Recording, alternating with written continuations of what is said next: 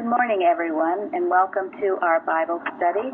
It is Sunday, February 6th, 2016, and our moderator today is Amanda. So go ahead, Amanda. Okay, thank you. Good morning again, everyone. Our quotation for today is from Miscellaneous Writings by Mary Baker Eddy.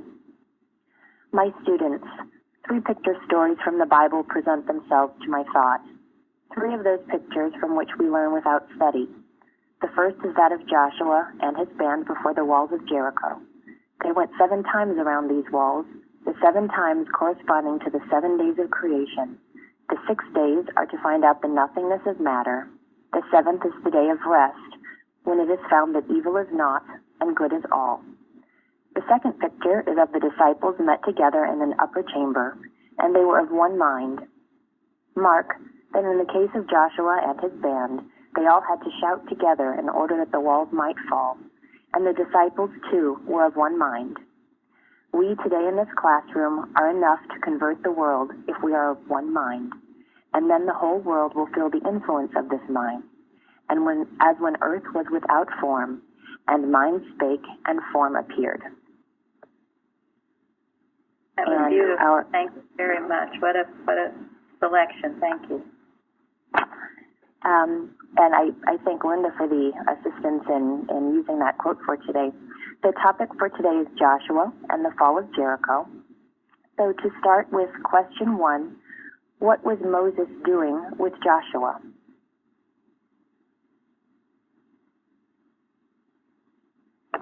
He was anointing Joshua, the son of Nun, with some of his honor before the priest, Eleazar, to lead the people, to lead the Israelites.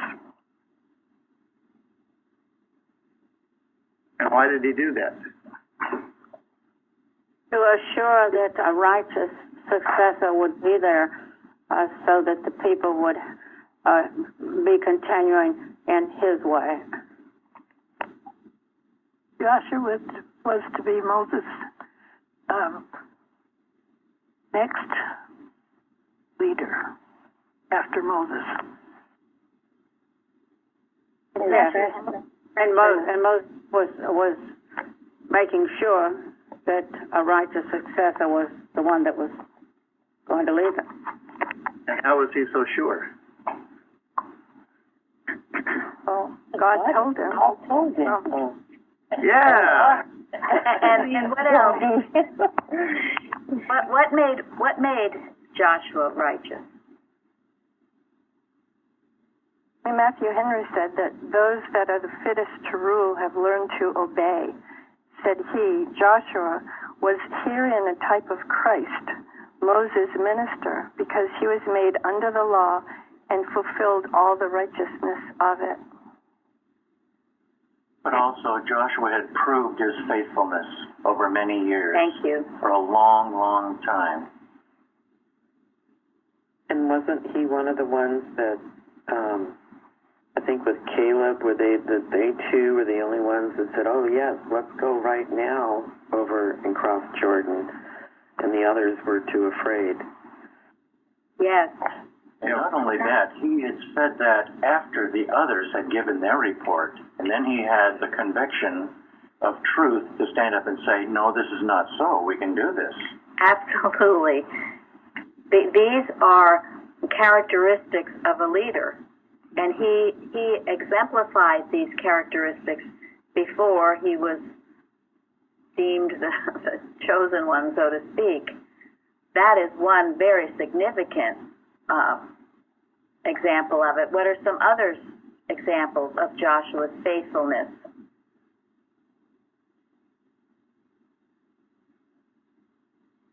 Another one was that he served as minister. And quite frankly, I think this is a quality of leadership. Because that's a humble position. You do it humbly, you do it silently, you do it obediently, and faithfully. There's no sense of arrogance with Joshua. He could have arrogantly says, I want to be a leader. But no, he obediently and humbly took the position. That's right. Thank you. He ministered under Moses, he was a servant. For 40 years. Yes. Quietly, humbly, he did the groundwork. He didn't do the flashy things. He had the courage. There was the battle with the Amaleks. He displayed great courage in battle, but he was proven and tried over a long period of time, not just a few months or a few weeks or even a few years. It was a long period of time. And that's why we could say the Spirit of the Lord was on Joshua, because it was. Now, once he became leader, shall we all be jealous of him? I have to bring this up because Absolutely not. Absolutely not. You have to understand what a person goes through. If anyone has earned anything, they have earned it, sometimes with blood, sweat, and tears. You don't know what they've gone through. So jealousy and covetousness is just absolutely verboten. It does nothing for you, and it certainly doesn't do anything for anyone else. But while you're being jealous of what you perceive, you might have thought, oh, look at Joshua. Why was he chosen? Look how great he is. Why wasn't I chosen? Well, that is displaying your lack of understanding of what it took. Now, if he hadn't earned it, then what? He could not have Well, he done wouldn't it. have been deserved to be there. Yes. He probably wouldn't. Yes. Bingo. He wouldn't have kept it. Sooner or later, he would have fallen on his face. There is never any justification for jealousy. Never. It is a commandment not to be jealous, and I am picking it apart so all of you know this, because I have seen too many good people fall by the wayside because of this ploy of the devil. There's never any justification for it. You're judging without knowing the circumstances. I mean, Joshua went through years of being tested and trained. Do you think he said, okay, well, maybe tomorrow I'll be leader of everyone? Do you think that's what he thought? No. No. He probably, if you knew what it took to be leader, he probably didn't even want to be leader. Look what happened to Moses, for heaven's sakes. Do you think Moses had a bowl of cherries? Yeah, you saw all the grief they gave Moses. He saw all the grief. So It was not a path of roses. Never is.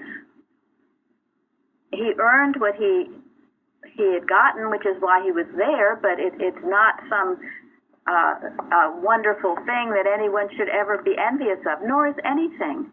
Because as we just said, if you've earned it, well, you don't know what goes behind what earns it. And if you're jealous of it, that means you don't want to earn it yourself. You just envy the effects. And if they haven't earned it, believe me, they'll fall on their face. There's nothing ever to be envious of. You've got your own row to hoe. And I bring it up mainly because I thought it was interesting. In Matthew Henry, he says, envious spirits do not love their successors. But Moses was not one of these. I thought that was fascinating. I mean, where did that come from? Well, I have to say, and I say this not disrespectfully, but toward the end, Mrs. Evans had an attitude that, that no one could come after her, that she was the only one that could do all these things. And that was not a good way to think. Now, I don't personalize this as being her. It was just animal magnetism. She'd done such a good job for such a long time. But at the end, it was as if, she owned the church and everything about it. And who owns the church? God. Yes. Yes. And I only bring that up as an example of anyone can fall into this trap. And that's why I find it so dangerous. Anyone, even someone who is sincere, spent all her life working in that way, you can fall into a trap. So easy to start idly watching someone else and become envious of them. So again, Envious spirits do not love their successors, but Moses was not one of these. And then it said, he concerned himself both in his prayers and in his endeavors with the rising generation. So, if you really do love, you have no personal sense about whatever you're doing for church, and when others come along and can do it well, you rejoice in that. You don't try to hold it fast and not let anybody else do it, because there again, that would be a personal sense of what God does and what God gives. And the mantle falls on various places at various times, just as it did at Joshua. And in a true sense of church, it will fall on those with the Spirit of the Lord within them, and those who have been tested and tried through fire. Mrs. Eddy says in Science and Health something to the effect that jealousy is the gravestone of affection. If you want to kill an affection, you become jealous. If you want to nurture a relationship, then you let the person be free to be what God made them and to grow and to as you would want for yourself. That's doing unto others as you would have them do unto you. That's the golden rule. These rules must be obeyed, as we are going to continue with more questions. When I read this question, I thought, oh, this is just some simple little answer. And then I read what Matthew Henry said about it, and I thought, whoa, there's a lot to this. So. It looks like the whole point here is loving unselfishly, like you talked about the relationship. You can't possess them. You can love unselfishly, and then the right blooms. The right blooms, and you should rejoice in another's growth. You should rejoice in their understanding and their progress. You should be grateful for it. If it's available to them, it's available to you. So watch this little bugger. And I speak from my own experience because I know how detrimental it can be. I know if I've ever fallen into it, it's been awful. It will take you off the path so fast, it's not funny. There's something pretty special about Moses in this prayer, verses 15 through 17. What an unselfish and loving prayer. His heart was for the future generation. He just wanted the right. He didn't want to cling to control. Control had nothing to do with his motivation. His motivation was the love for God and his fellow man in the future of this mission. So, any questions on this?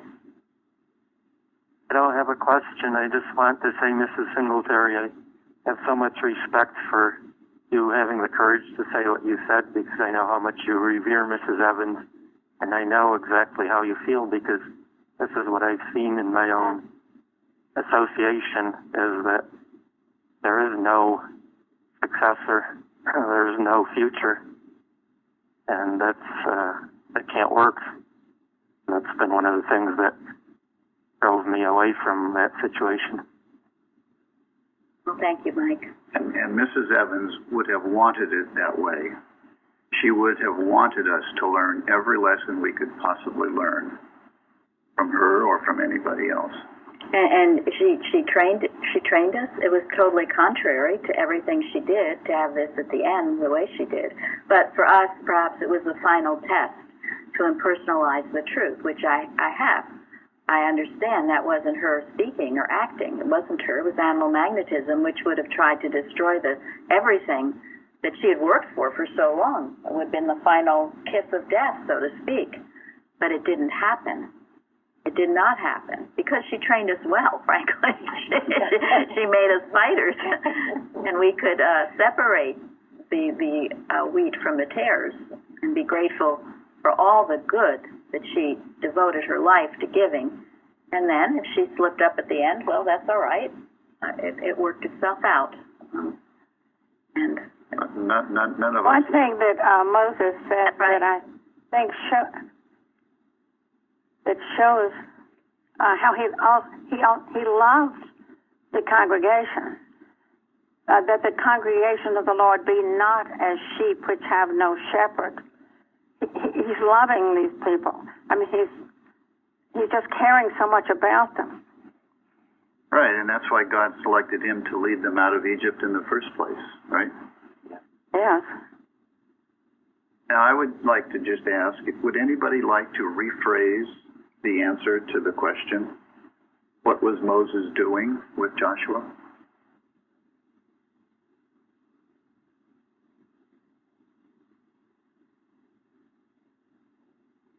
I'll try it.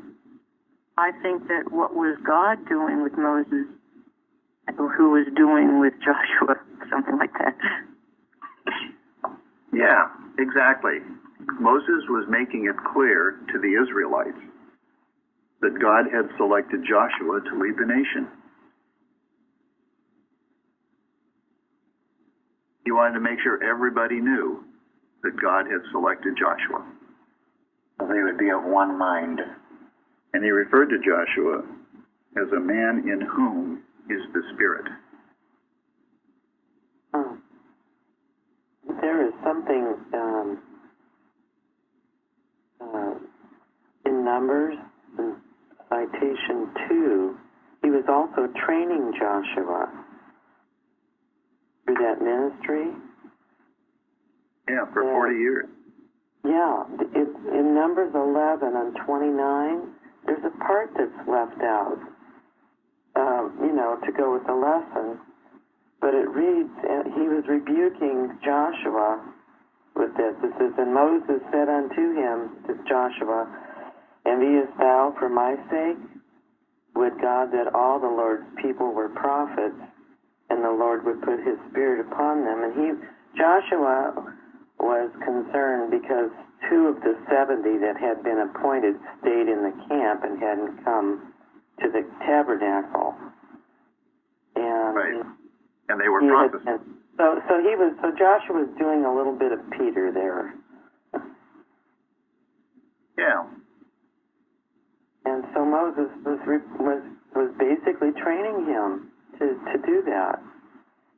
And I thought that was an interesting thing. I'm glad I read around that a little bit. Good. Yeah. And who knows all the other training that Joshua went under and all the rebukes that he received. I mean, we only know the little bit that's told. Well, we know that he was a military commander also, and then that's what they needed once they got to the promised land, a military commander. Right. Exactly. You can bet that over these 40 years, he got a lot of rebukes from Moses. And he proved himself that he was trainable, that he was humble and obedient. When you're a military commander, those are the only qualities that matter. Or when you're a leader in any position, those are the only qualities that work.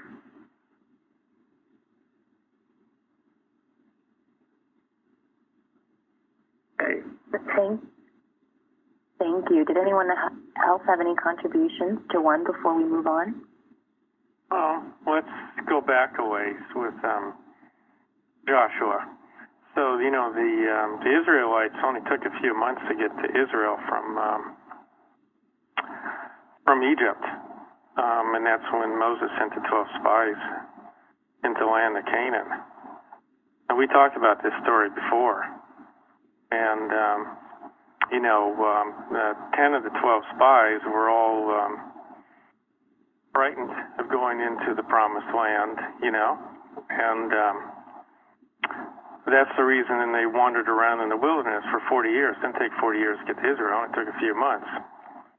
But 2 of the 12 were Joshua and Caleb. So Joshua showed what kind of person he was when he went into the land and everybody else was afraid and Joshua was not, and he was obedient to what Moses asked him to do because he gave a good report, what it said. Yes, that was part of his training. He passed with flying colors.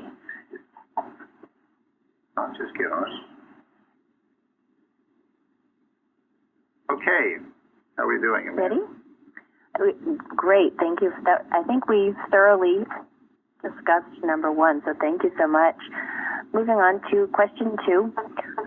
What is the book of law, and what does it mean that it shall not depart out of thy mouth?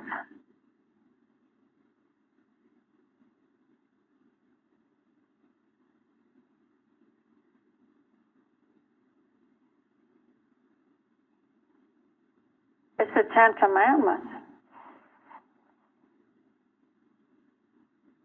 Yes, and it was documented, and in a form where they said it.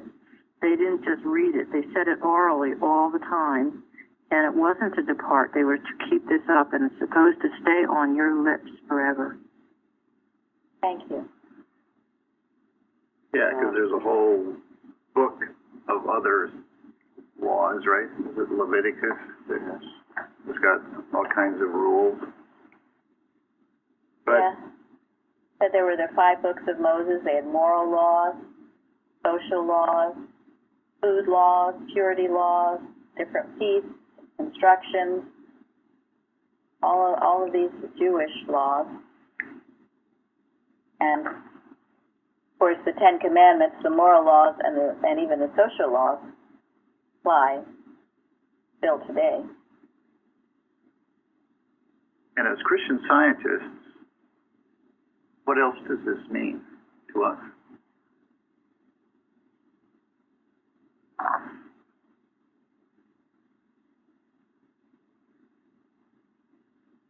We are to have these laws in our hearts. We are to live by them, to love them, not just say them.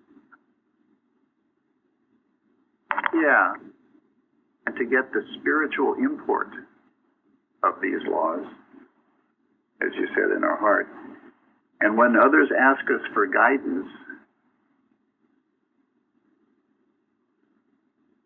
to give them God's law as best we know it, rather than a personal opinion.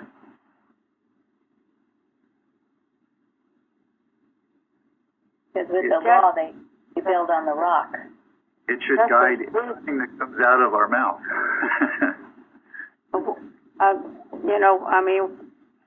When he was answering the devil, Jesus said, "It is written." Yeah, it was the basis of everything he said and did. And for us, our understanding of God's law, whether it's great or small, doesn't matter.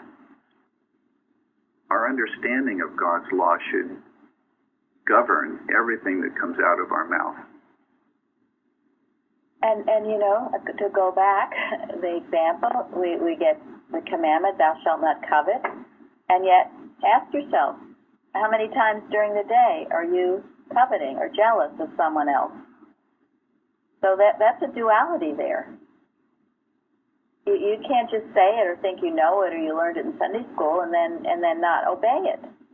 And then, okay, so then you don't obey it, and then you wonder why you don't get your healing in Christian Science. But you're disobedient. And I had to learn this, and boy, did I ever learn it the hard way.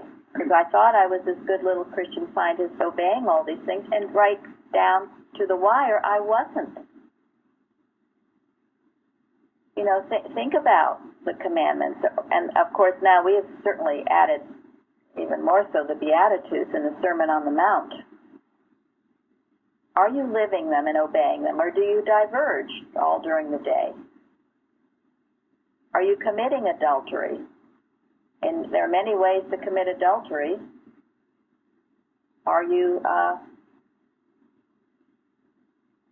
having other gods before the one God? And we talk about that all the time, too. There are many ways to do that.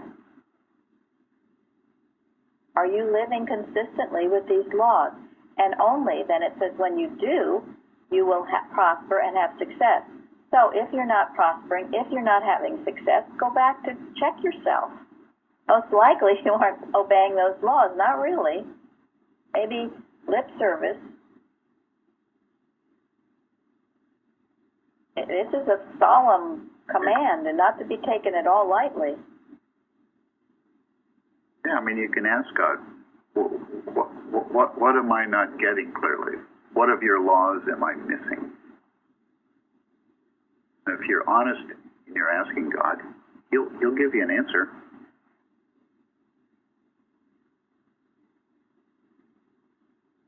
I like the comment oh, I'm sorry, go ahead. No, it's all right. Go ahead. The commentary in Matthew Henry where on Joseph on Joshua, that he himself must be under God's command. All of his judgments must be according to the law of God. No man's dignity or dominion sets him above this law, and he is to encourage himself with the promise and presence of God. And that latter sentence I thought was a very gentle reminder to constantly encourage ourselves with the promise and presence of God, because in some situations it is difficult to humanly deal with the situation and try to make sure that we're acting according to what we're being asked to do. Thank you. Exactly. Good comment. Yeah. And we should keep that in mind every time we go to the polls to vote. Who has God selected? Who has the Spirit upon him, who has proved himself, judging by acts, not by words.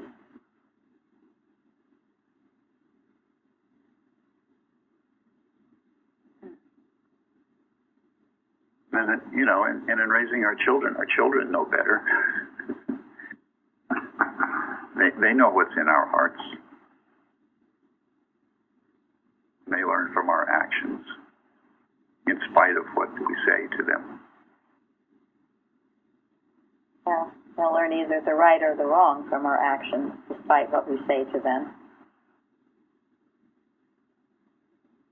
Highly important, and I'm so touched that that man that translates our lesson into Urdu.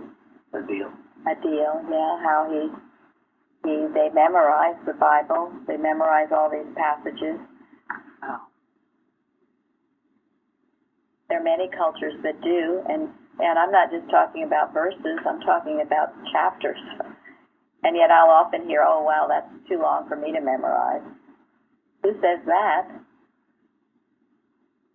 God is your mind and God is your intelligence, and if these passages are meaningful to you, you will naturally remember them, and they will serve you well. This is fairly said when Jesus was tempted. He knew the Bible, because he could come back with, it is written. He knew how to combat the devil, and so must we, or we can get confused, and it will eat us alive. And he even instructed the multitudes, ye do err, not knowing the scriptures.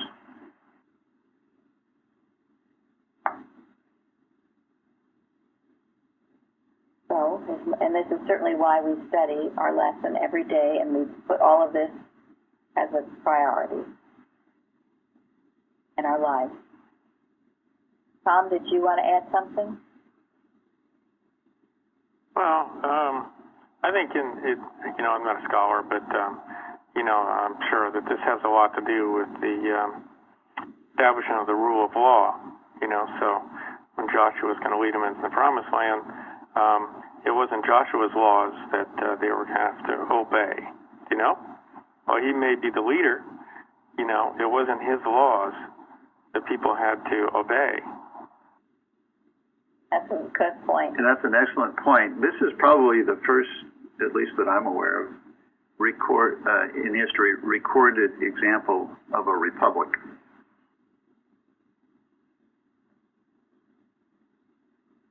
And I'm sure that it is what our own founding fathers used as an example when they drafted up the Constitution of the United States of America. Form another republic.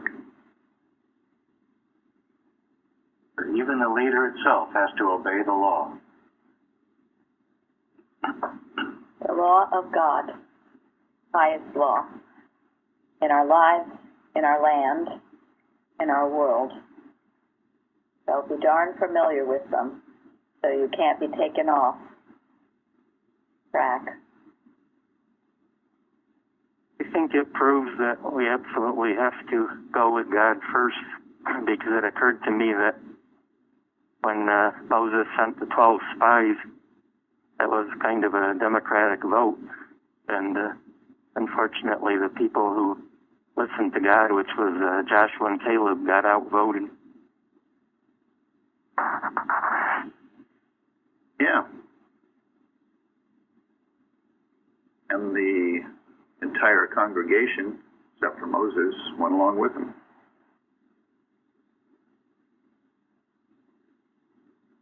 It's amazing how many lessons we get from one story.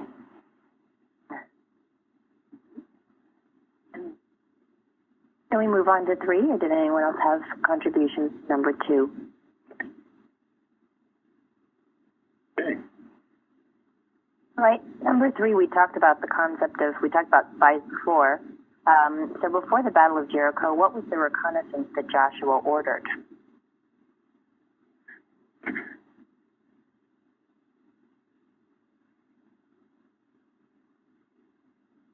And 2 men to spy on Jericho.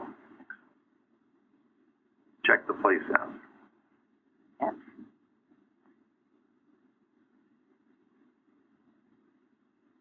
And I thought that was interesting. Go ahead. Yeah, it's a very interesting story. We've had that on one of our Bible studies about Rahab, the prostitute who took care of them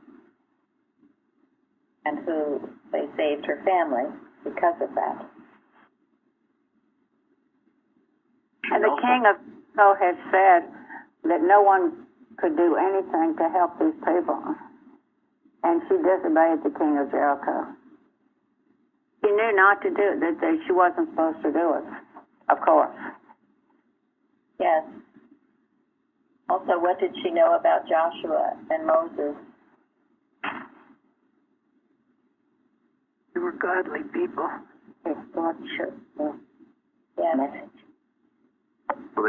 she knew of their experience out of Egypt and what God had done for them. Yeah, I mean, there was, and the news was out, because that's why they say now Jericho was straightly shut up, because of the children of Israel. None went in and none went out, because they'd heard about the successes. Yeah, they were scared to death. They were scared. It says, I know that the Lord has given you the land and that your terror has fallen upon us. Think about it. The people of Jericho, they heard that the Red Sea opened up. They heard of the success over the Amorites. And because of that, their heart melted. What was it that was in them that heard the good news about the children of Israel and were personally threatened because of it? They knew they were devilish. What stopped them from rejoicing for their victories? I'm wondering. Because we don't know specifically, but their heart melted because of the good the children of Israel got. That's an interesting point. Because God does wonderful things for his children. And to some people, they seem like terrible things. Depends on which side of the fence you're sitting on. It shows what side of the fence you're on. Right. I think that they felt threatened by the control, the fear of losing control. But Mrs. Eddy says that you can't see spiritual things with the material senses. Absolutely. Yeah. What does the human mind know? Nothing. People knew that the time was up. Well, yeah. They couldn't have been worshiping the one God. I mean, Tom, do we know? They were worshiping false gods, I'm sure, and that was scary for them. You know, I read about... Go ahead. In researching more about the whole story, I did read the whole of Joshua, but the people that the Israelites were going up against were just absolutely worshiping multitudes of absolutely devilish things, and one of the things were to, I hate to even say this, but to put their children through the fire, because that was viewed as some form of pleasing gods or showing their loyalty to a god. So it was absolutely the bottom of the pit type of worship. And what gave me great hope with this was just the story of Rahab, that somebody who was frowned upon and looked down upon just through understanding of God could come through it unscathed. Yes, and that's why Jesus later said that such as those would get to the kingdom of heaven before all the Pharisees and all the righteous religious people, because it didn't matter your rank, it mattered your perception of the truth and your understanding. That's what mattered. That was oftentimes those who weren't of high rank or all these degrees. Those who looked up. Yeah. Yeah. It's like Mary Magdalene, too. It's interesting that these figures are used in the Bible like this. Isn't it? It is. It really is. They're the ones, I guess, and they have a right sense of humility. Or maybe That was interesting. really seeking God. Yes. I thought it was interesting how they chose to defend themselves by building walls. Because, those who know their God and have a conviction about what's right will go out fearlessly trusting the right. Whereas those that are doing wrong want to protect themselves by, what shall I say, build walls, hide in secrecy, depend upon a fortress for their defense instead of their trust in their knowledge and practice of the right. Well, these security systems and gated communities. Take small pills? Or? Yeah, it goes along with the mental walls that people build for themselves. I think that's the point altogether. I should only speak for myself. Many walls. Mm-hmm. They said, I read about this wall. It was huge, 11 feet high, and they said it was impregnable. You couldn't get through it. And it was one of the very first, if not the first, walled city. Jericho is a very famous city, been in history for a very ancient time. So they had it. It would have been hard to have gotten through it any other way than what the Lord devised. Well, and I had read something similar, that it was described as the gateway fortress, and that you couldn't bypass it. You had to go straight through it, which was seemingly difficult, and that the walls had been so fortified, as you'd mentioned, some 12 to 15 feet high, and then on top of that there was additional mud brick and an additional height, so that when you would look up at it, it would seem to extend endlessly. So to come up upon this was a seemingly impossible and daunting task. And it reminded me of a line I'd read in the commentary with talking about building these walls, and why that those that do that have neither the wisdom to yield nor the courage to fight. Wow. Excellent. That is a really good point. Thank you. Say that again. That this is in Matthew Henry. They have neither the wisdom to yield nor the courage to fight. Those that build walls. And build walls. And as Bruce said, you watch the walls that you build. Can be the adamant of error. You can't get through them. And what is the adamant of error? Mrs. Eddy says. Well, The self. love and self-justification. Yep, the self. Righteousness. Self-will, self-love, self-justification, self-righteousness. I think she mentions three, but and when you get into that, you can't be reached. Those are the walls you build. And even a practitioner can't reach you. I mean, Mrs. Evans used to tell that to me. You'd say I was unhealable. Sounds awful, but you've got so many walls up. God's love is shining on you, but you can't feel it because of all your walls, and you're justifying yourself and full of will and full of self-love. You create your own darkness until you allow those walls to come down. Till you have the wisdom to yield. Yes. Or the courage to fight. Is that what the other one is? Exactly. Fight the enemy. That's a great statement. Thank you. Yeah, moral courage. The moral courage to fight the enemy that's doing it to you.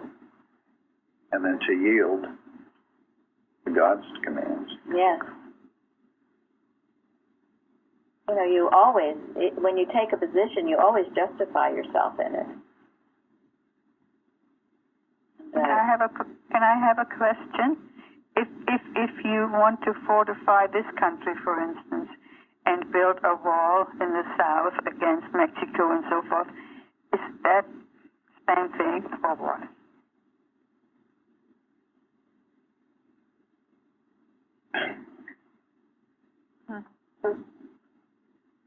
Well, No, because the enemy is mental. The enemy has already entered this country. And what is the enemy? evil. It is the human mind that has no respect for law, for God's law.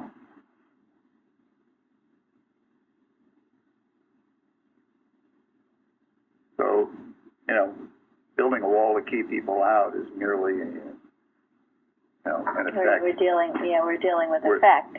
And we don't tell you what to do on situations like that. You take that to God and decide for yourself if that's a good thing or not to do. We're talking in metaphysical terms now. Certainly is good, yes. To shut the door to the enemy, absolutely. That requires building a wall against the enemy, yes. But it's done mentally first, and the war is always with the human mind. You do have to take human footsteps. Yeah. And God will direct your human. God direct. Yes. This is, you don't leave your house without locking your doors, at least not where we live. And that's common sense, and we were once told you are putting others in temptation's way unless you take those actions. So sometimes we do have to take common sense action. And so, anybody else? Okay, we're moving right along here, Amanda. Yes, we are. Number 4, and this kind of transitions to the meat of the story of how long did Joshua and his men compass the city walls of Jericho, and what caused the walls to fall. And I guess just to start off on this, picking up on the point that was just made by Mrs. Singletary of how sometimes we are asked to take certain human measure of, in this case, God had promised that the city would fall, but Joshua and his men still had to obediently march and do what they were asked to do. So this gets into what did they do and for how long.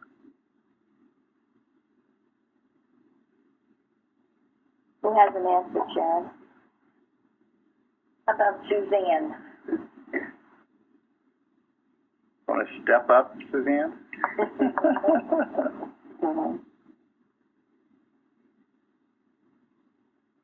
If you're talking, we can't hear you.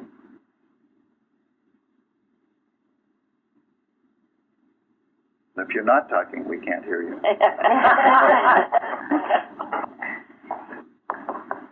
Okay. Well, they had to have faith in what God had ordered them to do.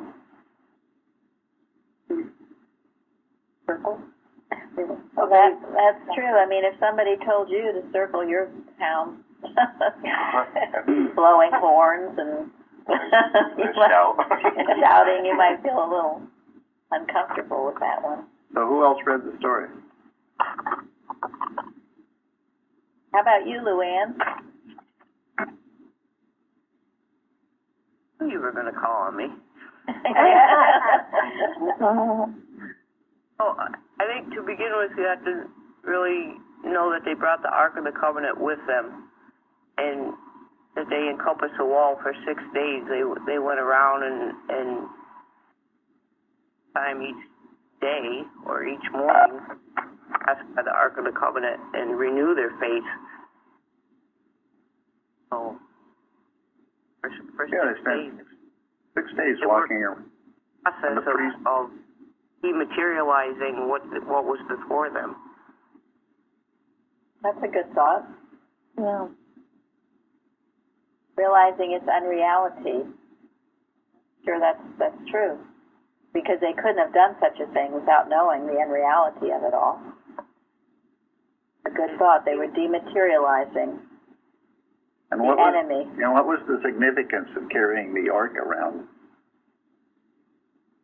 It was God's order. Yeah, that's where the law was contained. That was where after it was written down, that's where it was. So the significance was God's law went before them and was with them.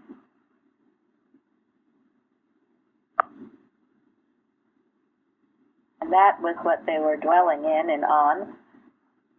And I like what Luann said, dematerializing. Because how else could such a thing happen? They didn't, there's no human explanation. They didn't start throwing rocks at the wall. All they did was march around it. The thing I got from it was, whatever the error was that represented in Jericho, it couldn't stay hidden. It had to be exposed, had to come out in the open. It's inevitable, because that's the law of truth to error. Thou shalt surely die, to quote Mrs. Eddy.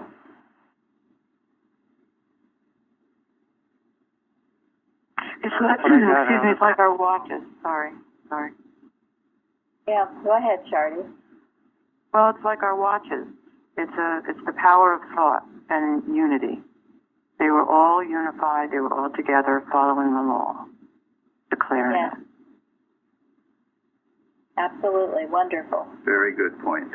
It goes back to what Amanda read from miscellaneous writing, what they were doing. The 6 days are to find out the nothingness of matter. And it is found out evil is naught and good is all. And then it goes on that we are enough to convert the world if we are of the one mind. Awesome, and something we should always be thinking of. In our watches, when we gather here, when we have our services, we can convert the world. That's how it's done. It's not done by running around, with missionary work per se. Mental. Knowing our website. That's our missionary. Go ahead, Mike. I saw the parable of the Bible lesson, because they went around once each day for 6 days. So each day we all do the lesson on our own, and then on the 7th day, which the 7 trips around could represent the 7 synonyms I read in the commentary. The 7 days of creation was what that said, but I was thinking also of the 7 synonyms. And then we come together and all shout with one voice on Sunday. And what was really fascinating to me was also one of the, I wish I had kept that on, one of the admonitions from Joshua was that everybody had to be together. Nobody could deviate one speck. Everybody had to shout together. Nobody could step back and stay out of it. And it reminded me again of the corrupted lessons that if somebody the danger of somebody going back to those and trying to be part of this. It just can't work from my point of view. Thank you. Yeah, you don't want any weak links in the chain.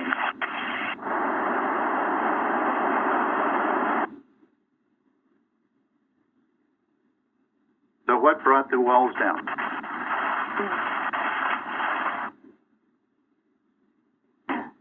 The power of the oneness of mind. Yes? Obedience. Obedience, even though it seemed like a weird thing to be asked to do. They were obedient. I like what Mike said about our lesson, too. That's great. It is true. We work with it all week. We have various ways, the forum, Wednesday night giving testimonies, and certainly this Bible study, round table, and then our service. It is shouting all together in the one mind, the truth, proclaiming it to the world to bring the walls down of the human mind, the human limitations, all of those things. Keep at it. A wonderful thought. And it applies, this is how we apply it to now, to today. Not just some nice story about long ago. Has anybody experienced their own walls coming down after being in a church service? Yes. After feeling the unity and the love of a church service? Yeah, and certainly it all starts individually with ourselves. We bring our own walls down, our own misconceptions, our own beliefs in matter and the human mind. We tear down those walls, the adamant of error, all our self-justification and will. We tear down those walls. And as we do it individually, we do it collectively. It creates a mighty power of God. Yeah, it shows, doesn't it?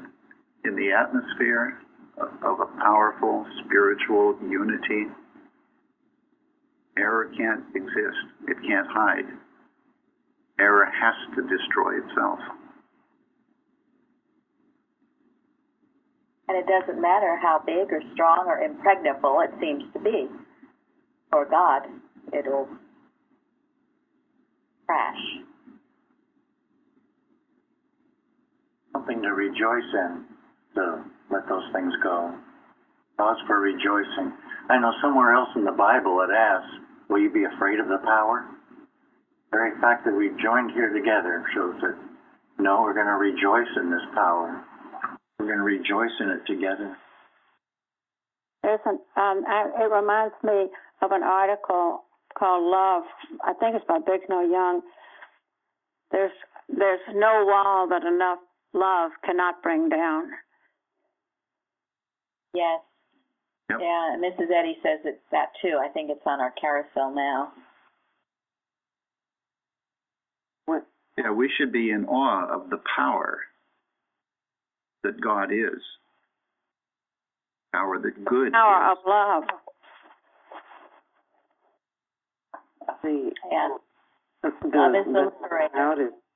When they shouted, he said, "Shout, for the Lord hath given you the city." And that goes right along with rejoice, for God has given you the city, that this is done. And they shouted, and it's like praising and rejoicing before we actually see it happen. And because we know it will happen. Very good, yes. Mm-hmm. Affirmation, the prayer of affirmation. With a shout of faith. Yes. Yeah. Anybody else Right, on that? The last one, Amanda. All righty. What happened to Jericho and the inhabitants, and what was the purpose of this severe outcome? Well, Well, the Lord had said the city was accursed and told them to destroy it, all of it, burn it, and that they could only take certain things and not to touch anything else.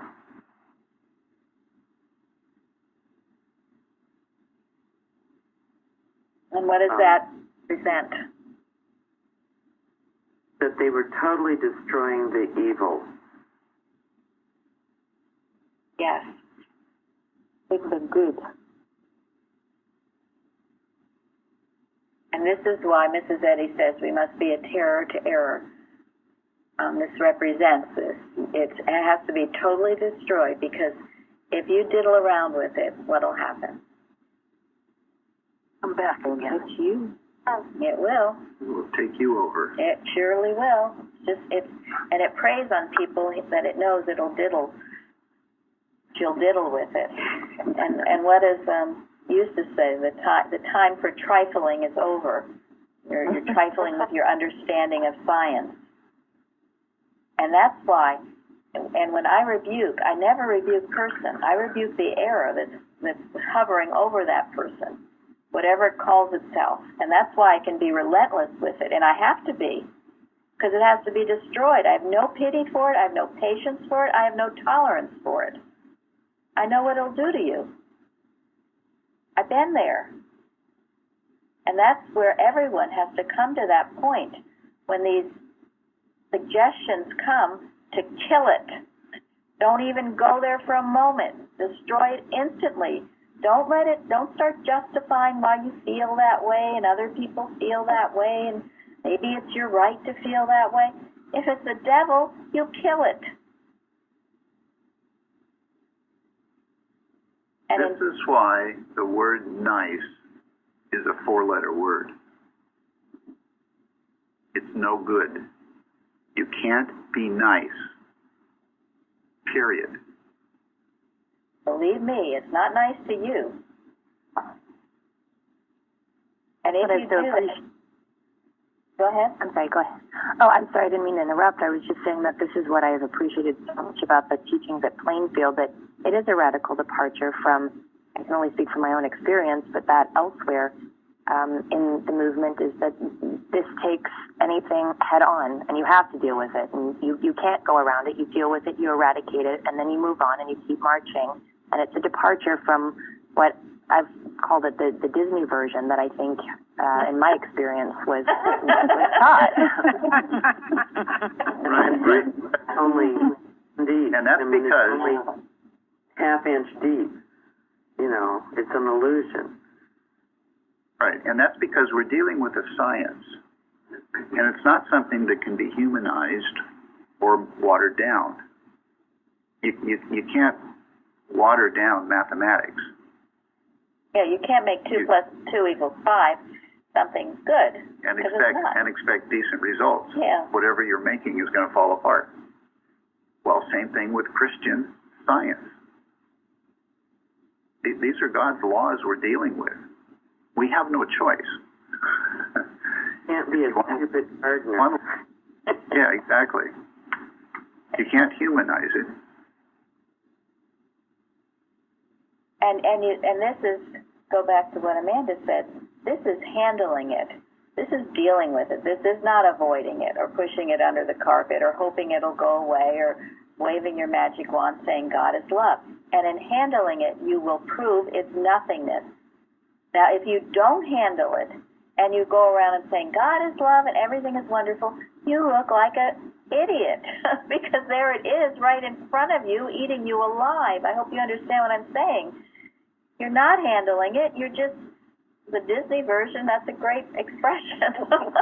You've got to heard that before. No, I haven't either. I've heard a lot of, we call it the culture. I've heard the Boston model. I've heard a lot of different things. But anyway, it's bogus. It's the wrong sense of it. And in building a wall. Pardon me? I was saying it's building a wall. It's the same thing that's happened in this lesson. You're building a wall and hiding from it and staying in your own fortress. Right. And it'll get you. You can't hide. Right. And it shows. Is that patent? Those neither the wisdom to heal nor the courage to fight. Yeah, that's great. That was good. It's like a patina that when you meet and when you go to a church, a Christian Science church, and there's this sort of patina of perfection over it, unable to be somehow reached. Well, it's the Spirit. It's the Spirit that has the power. And Mrs. Eddy warns us, doesn't she? If you try to learn Christian Science, learn the letter without having the Spirit, you're going to do what? Make a shipwreck? Yeah, make a shipwreck. The Spirit has to be there. And once you realize you've got all the power of God with you and that what you are facing is actually an illusion, once you realize that and you march forward, you march around the city, however long it takes until it falls, then you realize all of this is absolutely true. And all the fears and the worries that held you, just hiding in that fortress, hoping no one would notice you and the arrow wouldn't find you, but really you knew it would. All of that anxiety leaves. You've got to face your foes. Face ye. Or is that it? Face the foe. Oh, rouse ye, thank you. Rouse ye, face the foe. Right, I love that hymn. I sing that to myself often. So never be afraid, because you will prove its nothingness, but it's got to be proven, not just sitting around talking about it and hoping it'll go away. And this, as I agree with Manda, this is what I found in this church, radically different.